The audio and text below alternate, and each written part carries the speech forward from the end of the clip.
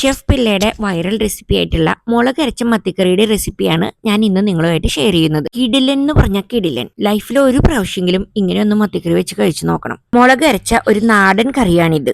മത്തിക്കറിയുടെ അരപ്പിനായി ഒരു പാനിൽ ആദ്യം കുറച്ച് കുരുമുളക് ചൂടാക്കുക.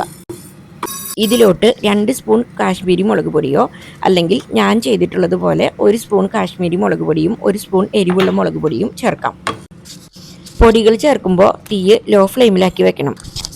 ഇതിലോട്ട് 1 സ്പൂൺ മല്ലിപ്പൊടിയും ലേശം ഉലുവപ്പൊടിയും, ഞാനിതിൽ 1/4 സ്പൂണാണ് ചേർത്തിട്ടുള്ളത്, ചേർത്ത് ഈ പൊടികൾ നല്ലപോലെ റോസ്റ്റ് ചെയ്തെടുക്കുക.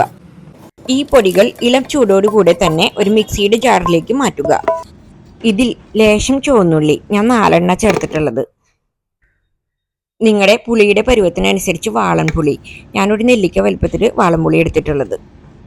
പിന്നെ ആവശ്യത്തിന് വെള്ളവും ചേർത്ത് മഷി പോലെ അരച്ചെടുക്കണം. ഇപ്പം നല്ല ഫൈൻ പേസ്റ്റ് ആയിട്ട് കിട്ടിയിട്ടുണ്ട്. ഒരു മൺചട്ടിയിലേക്ക് നീളത്തിൽ കൊത്തിയരിഞ്ഞ ഇഞ്ചിയും ചെറുതായി കീറിയ പച്ചമുളകും ചേർക്കുക. ഞാനിവിടെ 2 പച്ചമുളകാണ് എടുത്തിട്ടുള്ളത്. എൻ്റെ പച്ചമുളക് അധികം എരിവുള്ളതല്ല. ഇതിലോട്ട് മീനിൻ്റെ അരപ്പും ആവശ്യത്തിന് വെള്ളവും ചേർക്കുക. ഞാനിതിൽ മിക്സി കഴുകിയ വെള്ളം കൂടെ ചേർത്തിട്ടുണ്ട്. അപ്പോൾ പാകത്തിന് വെള്ളം അങ്ങനെ അഡ്ജസ്റ്റ് ചെയ്തെടുക്കുക. എത്ര ചാറ് വേണമെങ്കിൽ അതനുസരിച്ചിട്ടുള്ള വെള്ളം ചേർക്കുക. ഇതിലോട്ട് ഉപ്പും ചേർക്കുക. ഷെഫ് പിള്ള ഇതിൽ കല്ലുപ്പാണ് ചേർത്തിരുന്നത്. എൻ്റെ കയ്യിൽ കല്ലുപ്പില്ല, ഞാൻ സാധാരണ അയോഡൈസ്ഡ് സോൾട്ടാണ് ചേർത്തിട്ടുള്ളത്. ഇത് കൈകൊണ്ട് നല്ലോണം ഇളക്കി യോജിപ്പിക്കുക. ഇതിൽ ഉപ്പൊക്കെ പാകമാണോ എന്ന് നോക്കിയിട്ട് കുറവുണ്ടെന്നുണ്ടെങ്കിൽ കുറച്ച് ഉപ്പും കൂടെ ഇട്ട് കൊടുക്കുക. ചാറ് നന്നായി തിളച്ച് പച്ചമണം മാറുമ്പോൾ മെല്ലെ മെല്ലെ ഇതിലോട്ട് മത്തിയിട്ട് കൊടുക്കണം.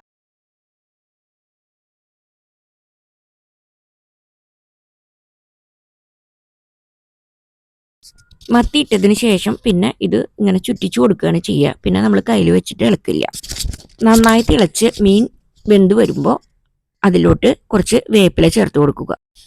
ഇനിയിപ്പോൾ നന്നായി തിളച്ച് ചാറ് കുറുകി വന്ന് മീൻ വേവുന്നത് വരെ നമുക്ക് വെയിറ്റ് ചെയ്യാം.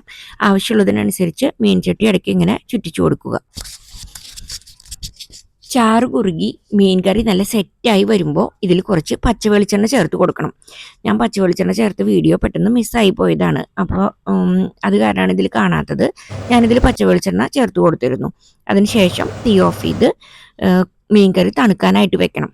തണുത്ത് കഴിയുമ്പോഴാണ് ഇത് കൂടുതൽ ടേസ്റ്റ്. ഈ റെസിപ്പി കണ്ടപ്പോൾ തുടങ്ങി ഇത് ഉണ്ടാക്കി നോക്കണം എന്ന് ഞാൻ തീരുമാനിച്ചതാണ്. പക്ഷെ ഇത്ര കിടിലനാവുമെന്ന് വിചാരിച്ചില്ല. മുളകരച്ച മത്തിക്കറി ശരിക്കും ഒരു സംഭവം തന്നെയാണ്. തീർച്ചയായിട്ടും നിങ്ങളിത് ട്രൈ ചെയ്ത് നോക്കണം.